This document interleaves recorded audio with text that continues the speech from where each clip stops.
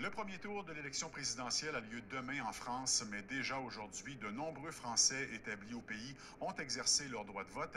Au Québec, les ressortissants de l'Hexagone qui souhaitaient voter en personne devaient se rendre au consulat de Montréal ou de Québec. Et c'est justement dans la vieille capitale que l'on joint la consul honoraire de la France au Saguenay-Lac-Saint-Jean, Karine Blenny. Bonsoir. Bonsoir. Donc, vous êtes à Québec parce que vous avez vous-même exercé votre droit de vote? Absolument. En tant qu'inscrite sur la liste électorale consulaire de Québec, moi-même, je me suis déplacée aujourd'hui pour voter à Québec. En effet. En fait, il y avait deux possibilités pour les Français établis dans la région, par exemple, soit d'aller voter physiquement en personne comme vous l'avez fait, ou sinon, quelle est l'autre possibilité, en fait?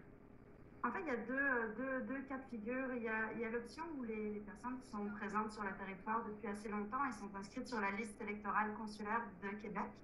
Dans ce cas-là, elles sont invitées à se rendre, elles sont invitées aujourd'hui, en tout cas, à se rendre au Collège Stanislas de Québec pour exercer leur droit de vote en personne. Et pour les autres personnes qui sont encore inscrites sur des listes électorales dans leur commune en France, elles pouvaient donner procuration au cours des dernières semaines à un membre de la famille ou une connaissance pour aller voter à leur place dans leur bureau de vote en France.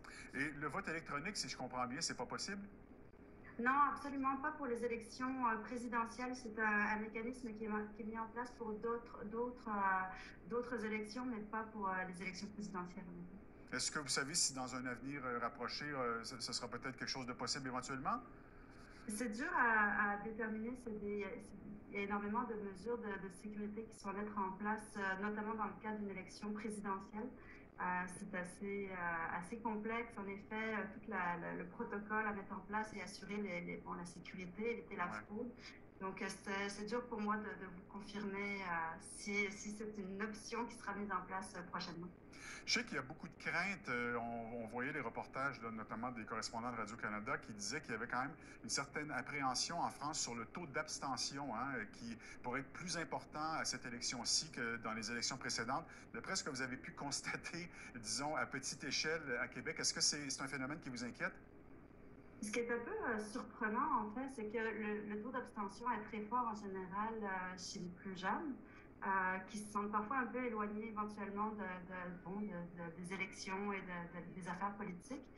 Mais ce que j'ai pu voir au cours des dernières semaines, c'est que depuis le mois de février, mars, on a établi des procurations justement pour les Français du Saguenay-Lac-Saint-Jean. Et la très grande majorité, en fait, des personnes qui sont venues établir leur procuration étaient des étudiants, des très jeunes personnes qui pour la plupart, même éventuellement, ce sera leur premier vote à une élection présidentielle. Et pour eux, finalement, c'était très important d'exercer leur droit de vote. Fait que c'était assez rassurant d'observer ça dans les dernières semaines, de voir que la jeunesse est là et a compris finalement son rôle dans ces élections-là. Donc, c'est le premier tour demain et on refait le même exercice dans 2 semaines pour le deuxième tour? Absolument, avec les deux candidats finaux. Bien, merci beaucoup pour cette entrevue. Merci beaucoup, bonne journée.